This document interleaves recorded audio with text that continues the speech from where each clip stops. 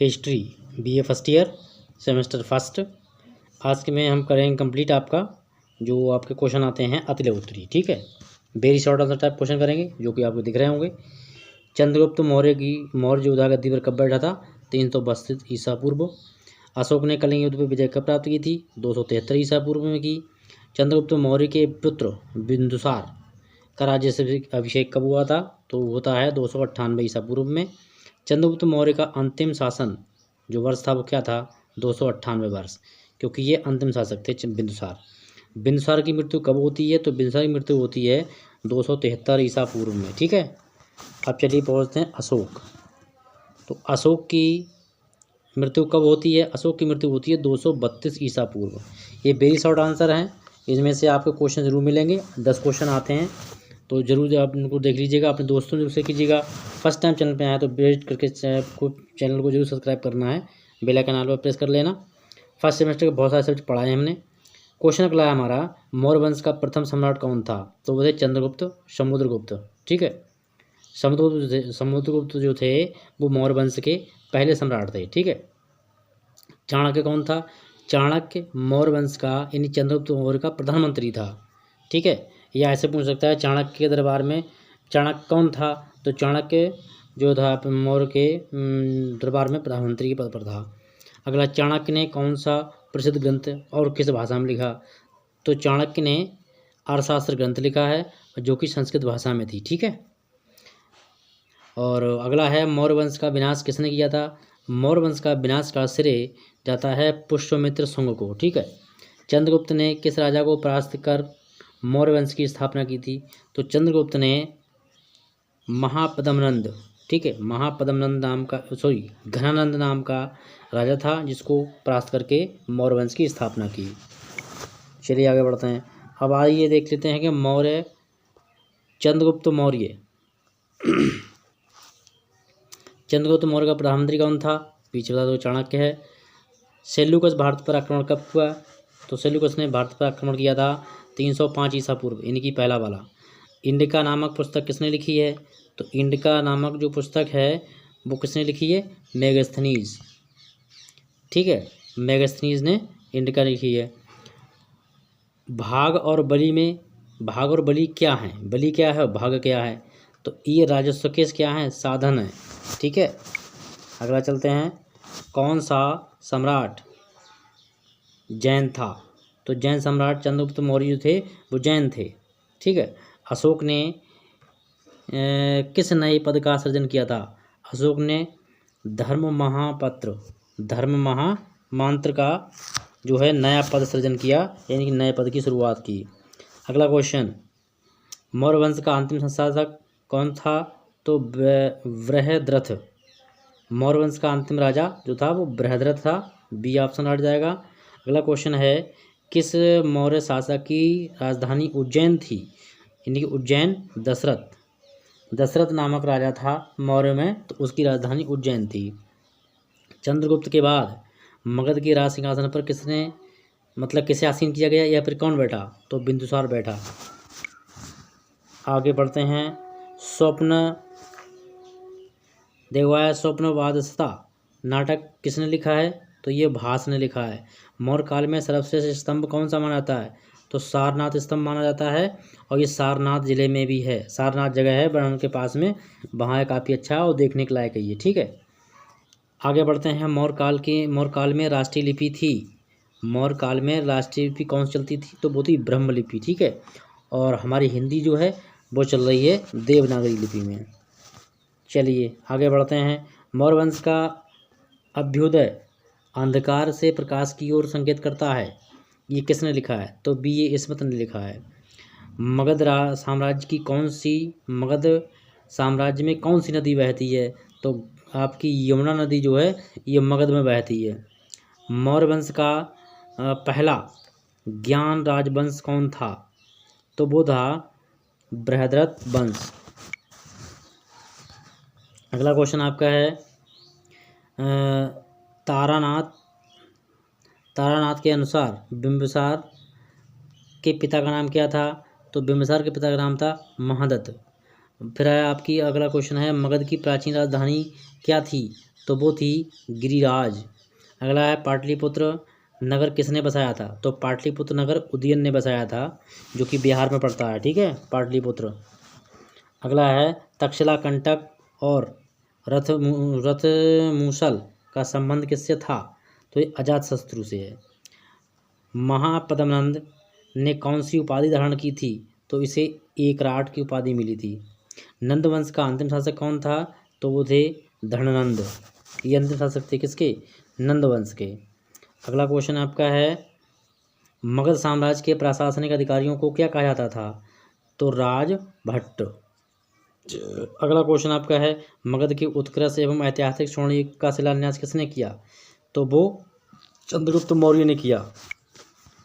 अब आते हैं आप क्वेश्चन नंबर आपका है इकाई नंबर 4 है गुप्त वंश का प्रथम संस्थापक कौन था, यानी श्रीगुप्त ने गुप्त वंश को स्थापित किया। किस गुप्त सम्राट ने सर्वप्रथम महाराजा धिराज की उपाधि धारण की थी, तो वो थे चंद्रगुप्त, ठीक है, इन्हें महाराजा धिराज की उपाधि दी गई। अगला क्वेश्चन है आपका तारसन के अनुसार बिंबिसार के पिता का नाम क्या था, ब्रह्मदत्त, ठीक है। पाटलिपुत्र नगर किसने बसाया, उदयन ने, ठीक है। वो पिछला वाला पेज थोड़ा सा धूमिल था, साफ नहीं था, यहाँ से देख लीजिए, ये दूसरा पेज है, ये राइट है आपका। तो यहाँ से महाशिला कंटक और रसूल का किस संबंध किससे था, तो ये अजातशत्रु से था।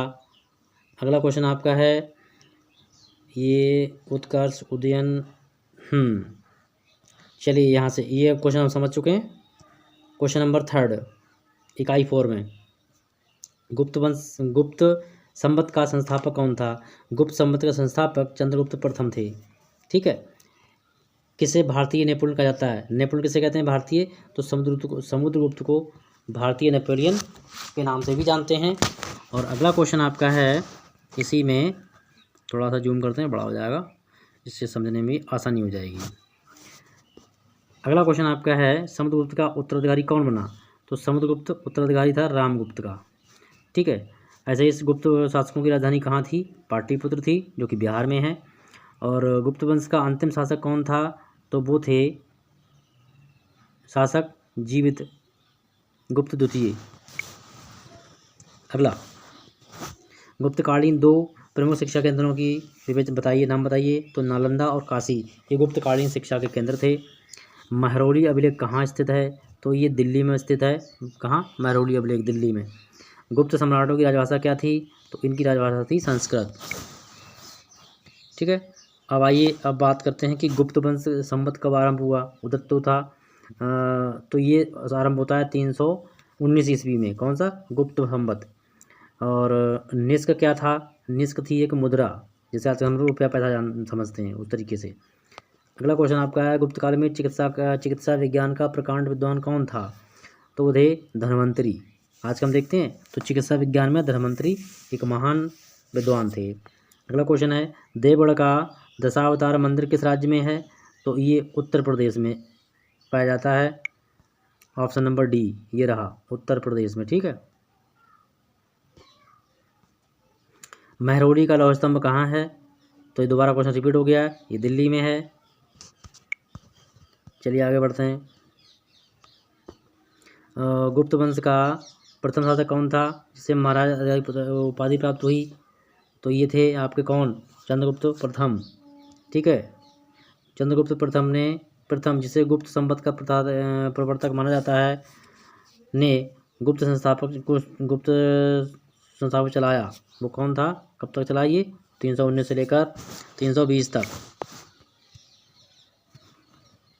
आगे बढ़ते हैं। दक्षिणापथ के कितने राजाओं को गुप्त ने परास्त किया, तो ये थे 12 राजा थे, जिसको दक्षिणापथ के राज में राजाओं को समुद्रगुप्त ने पराजित किया।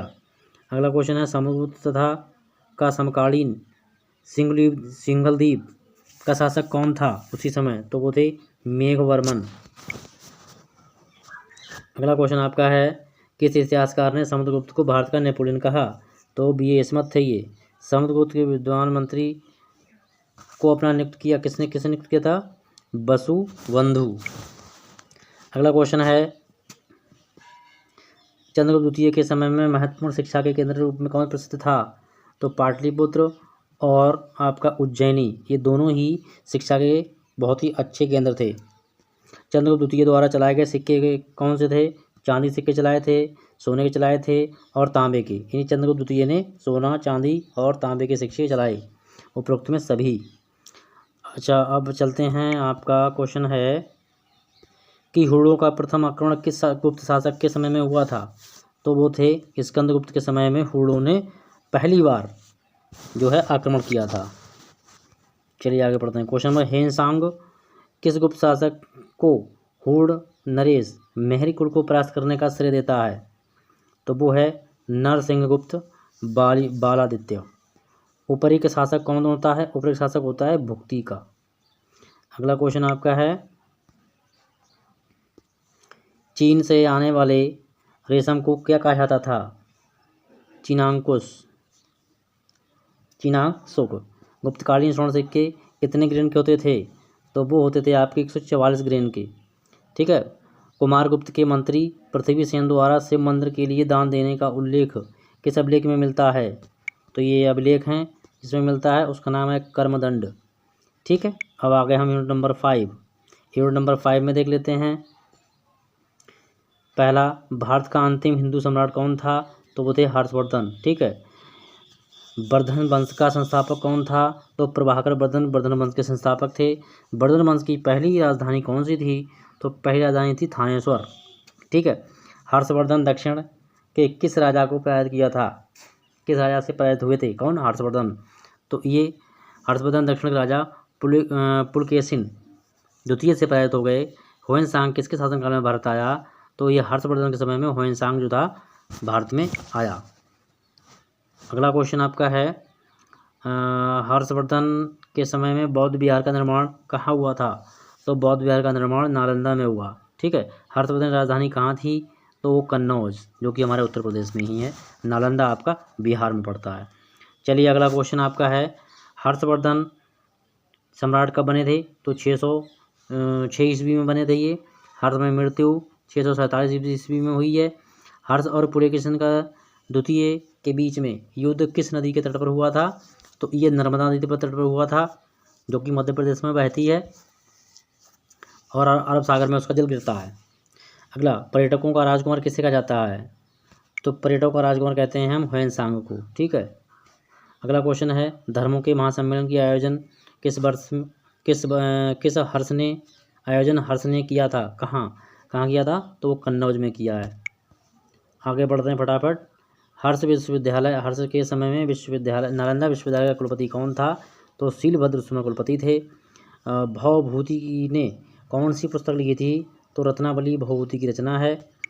अगला क्वेश्चन आपका है कि शशांक कहाँ का शासक था? तो ये गौड़ शासक था।